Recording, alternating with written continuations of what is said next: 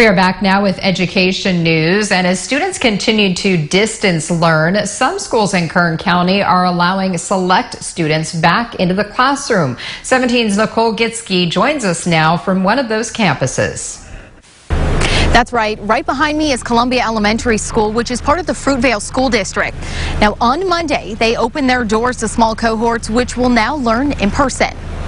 At the beginning of the month, Governor Gavin Newsom, along with the California Department of Public Health, released new guidelines for in-person learning, specifically allowing counties in the purple tier, like Kern, to start getting select kids back into the classroom. Distance learning is not an ideal situation, and it's specifically problematic, or can be problematic, for specific groups of children, young children, English learners, and those with disabilities. Because Kern County remains in the most restricted tier, school districts had to lay out an extensive plan to get those students back.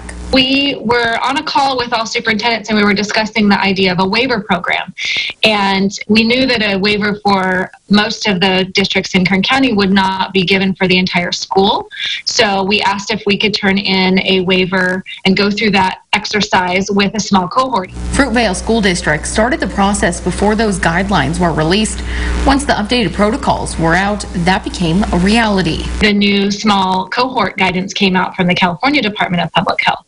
So our plan fit all of those guidelines very well. So we had already done the groundwork to start because we had already gone through the process. Currently, about a dozen students are attending school in person at Columbia Elementary School and Fruitvale Junior High. Garrison says they invited 17 students back with special needs. Those students who decide to come back are split into 3 separate cohorts on the 2 different campuses following strict safety guidelines. And this week, Arvin Union School District started individually testing students in person. The English learners that we have coming in are initial testers, so they're brand new kindergarteners who have never met our school staff, have never come to a school before, still are doing everything online.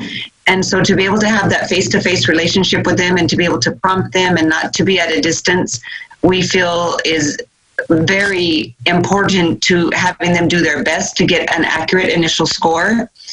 Brett says they have tested roughly 30 students so far.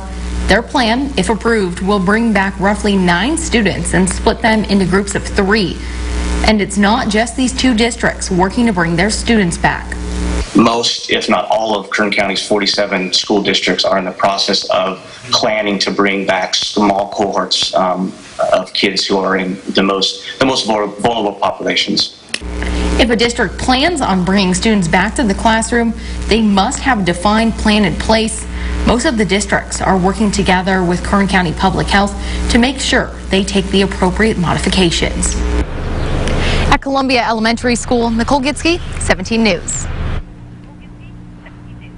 Now, Arvin Union School District plans to hold a board meeting on Tuesday where they will find out then if they can move to the next phase for reopening. And stay